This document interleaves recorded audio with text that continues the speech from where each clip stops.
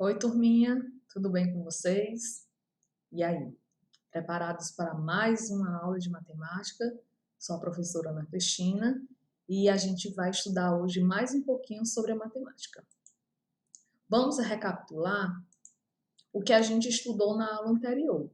Lembram que a gente começou a falar sobre como fazer as combinações, né? E quantas combinações a gente poderia fazer dependendo das possibilidades que a gente teria. E a gente chamou isso também de análise combinatória. Resolvemos alguns exercícios, por exemplo, tinha aquela equipe de basquete, as equipes de basquete, elas iam competir, são 4 equipes, como é que poderiam ser a composição do pódio, primeiro, segundo e terceiro colocado. Tinha também a menininha que ia passear e tinha aquelas possibilidades das saias e das camisas, quantas possibilidades ela tinha de combinação. E nós vamos continuar hoje falando ainda sobre análise combinatória e probabilidade.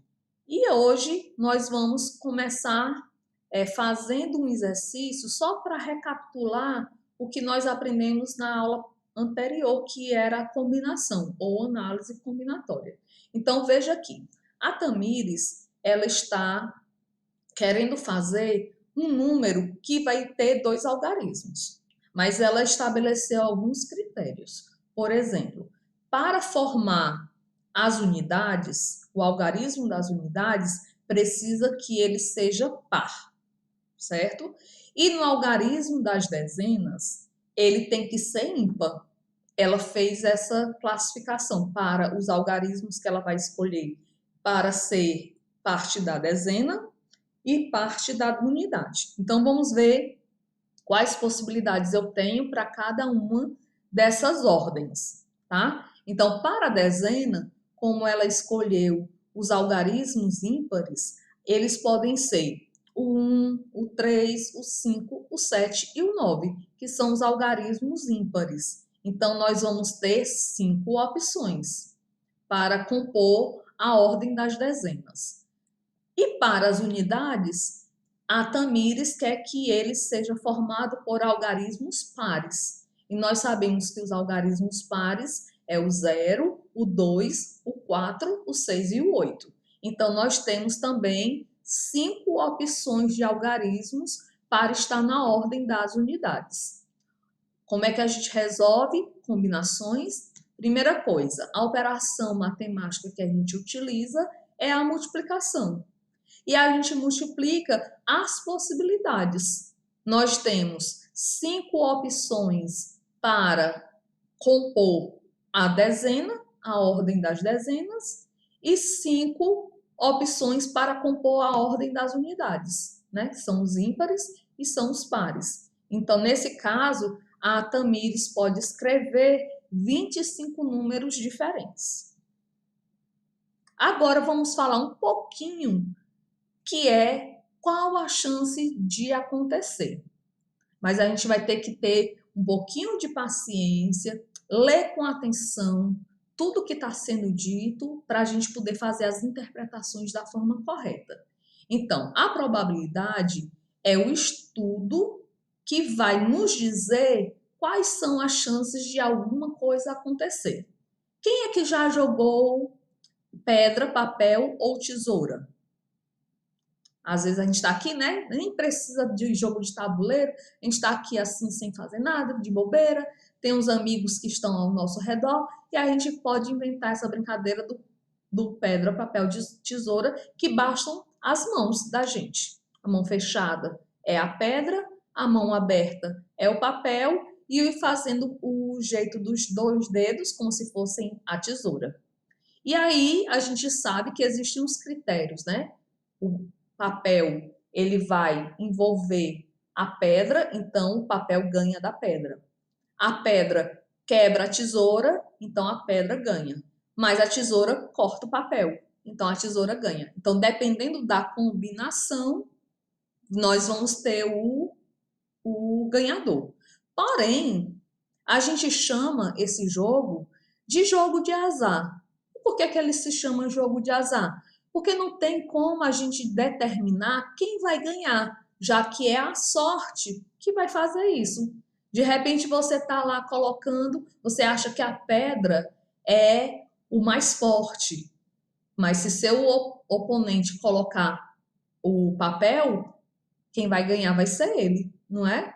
Então, assim, não tem como a gente definir quem vai ser o ganhador, porque vai depender da sorte do momento. E é por isso que a gente chama jogo de azar, porque não tem assim uma estratégia, é a sorte. Quem tiver com sorte naquele dia, naquele jogo, é o que vai ganhar, tá?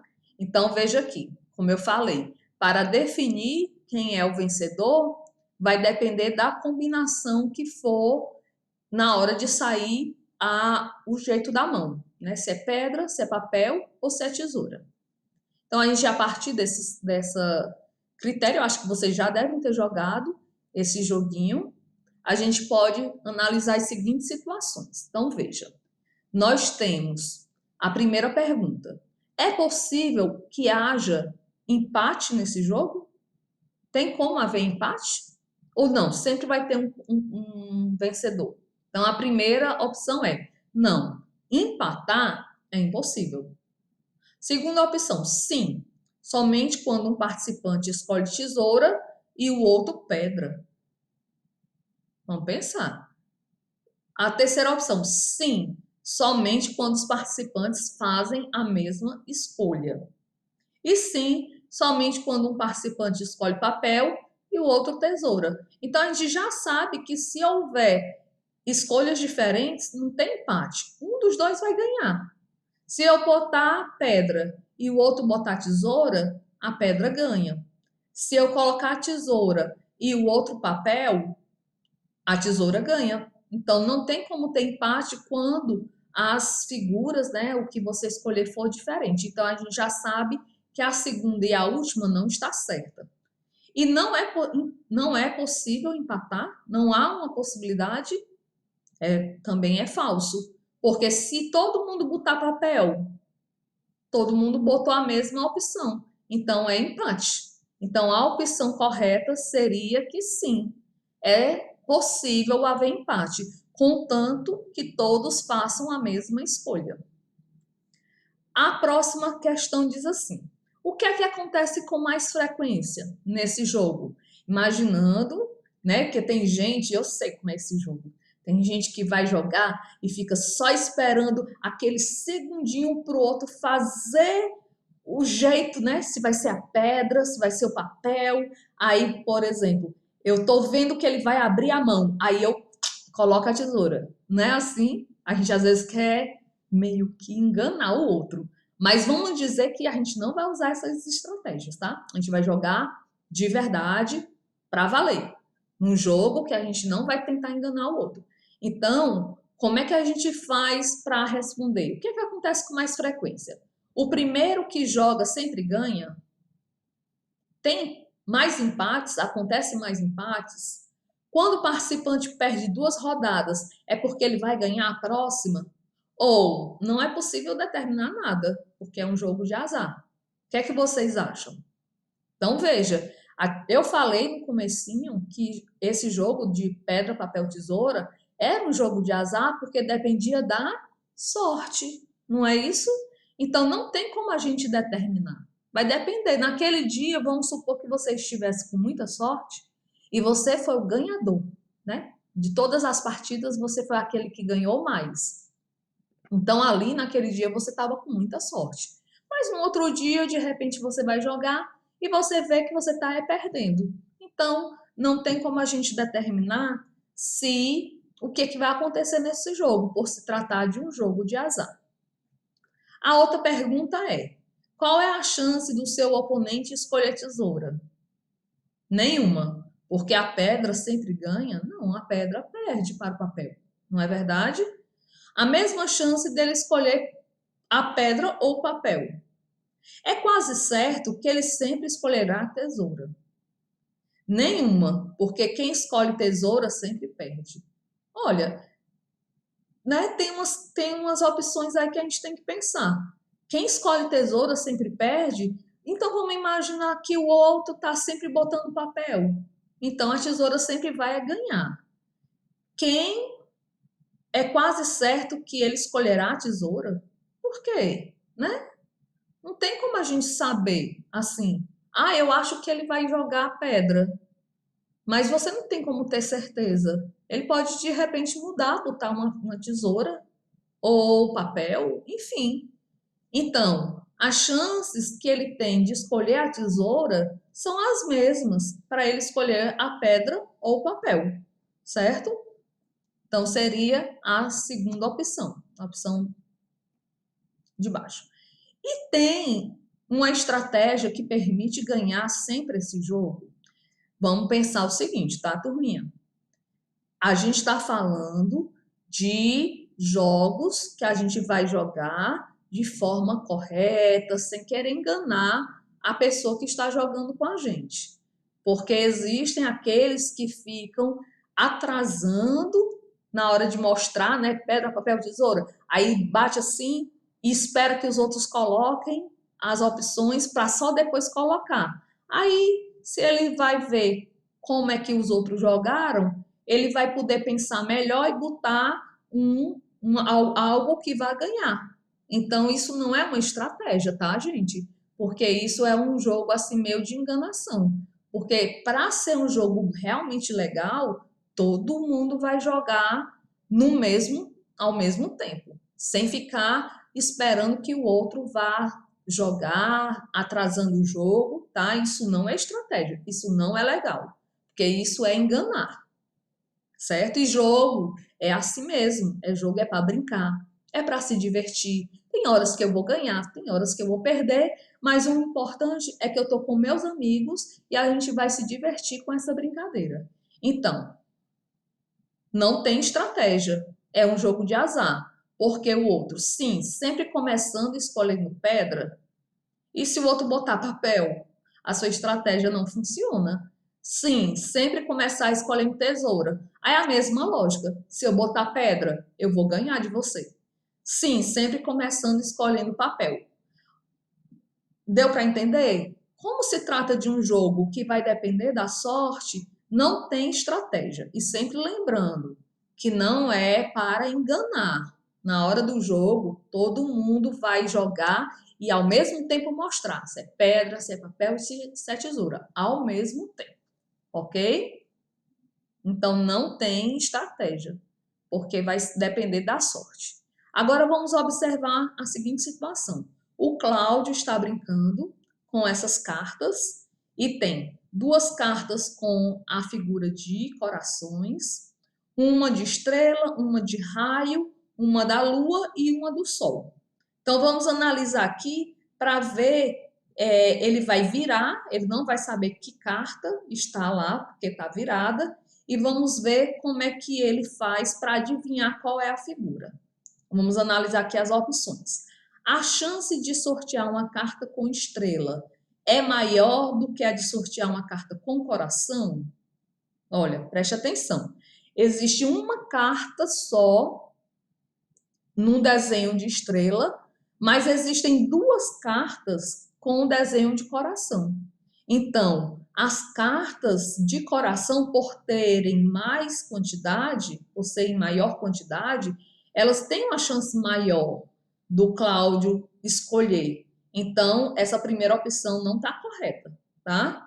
A chance de sortear uma carta com coração é maior do que a chance de sortear as cartas com estrela, sol, lua e raio? Sim, né? Acabei de falar. Como nós temos duas cartas de coração, então nesse caso elas vão ser mais fáceis de serem escolhidas, embora também vai ser um pouco na sorte, já que elas vão estar viradas.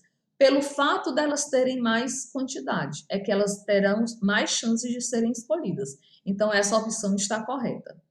As cartas com a estrela, o sol, a lua e o raio têm a mesma chance de serem sorteadas? Veja que todas elas apenas aparecem uma única vez, não é? Então, todas elas têm a mesma chance. Então, a opção 3 também está correta. A chance de sortear uma carta com a estrela É igual a de sortear uma carta de coração? Não, né? A do coração a gente falou. São as únicas cartas que foram, tem duas cartas de coração. Então, sempre que você tem uma carta com mais quantidade daquele tipo, no caso do coração, as chances delas ser sorteadas vão aumentar, porque elas vão ter maior quantidade naquele jogo, certo? Então, a última opção também não está correta. E aqui é o que eu quero que você treine ao final da aula e vamos tentar entender. Aqui você vai trabalhar um pouquinho também da divisão. Lembram? Divisão exata, divisão não exata ou inexata. Então, olha aqui. Sabendo que você tem 528 balas, são aqueles bombons, e você vai arrumar em sacos com quantidades iguais. Calcule quantas balas ficarão em cada saco e quantas sobrarão. Porque às vezes você vai fazer a divisão e vai ver que a divisão será inexata, tá? Então, no item A, você vai dividir as 528 balas em 10 sacos. Aí você vai escrever: ficarão tantas balas no final da divisão e sobrarão, se tiver balas sobrando, você vai dizer: sobrarão tantas balas, tá? Se não tiver, se a divisão for exata, então você bota: sobrarão 0 balas, porque a divisão será exata, ok? E aí você vai fazer com 7 sacos, com 5, com 9 e com 8 sacos. A mesma quantidade de balas, 528, certo? Ao final, essa questão você vai fazer sozinho e sozinha. E aí, no final dessa explicação, você pode rever a aula só para recapitular o que a gente estudou e fazer essa questão em seguida, ok? Então, eu queria fazer aqui, né, a nossa despedida, que eu fico com muita saudade de vocês, torcendo para que a gente possa se encontrar rapidinho e a gente sempre conversar. Vocês sabem como eu gosto de conversar sobre a matemática com vocês. Cada dia, lembram da escadinha, né? É um degrauzinho que a gente está aumentando o nosso conhecimento da matemática, a gente vai ficando mais seguro, mais à vontade em trabalhar esses assuntos que às vezes são novos, às vezes são assuntos que a gente já viu, mas que trazem um tipo de questionamento que a gente ainda não trabalhou, tá certo? Então, um beijão para cada um de vocês e a gente vai se ver na próxima aula.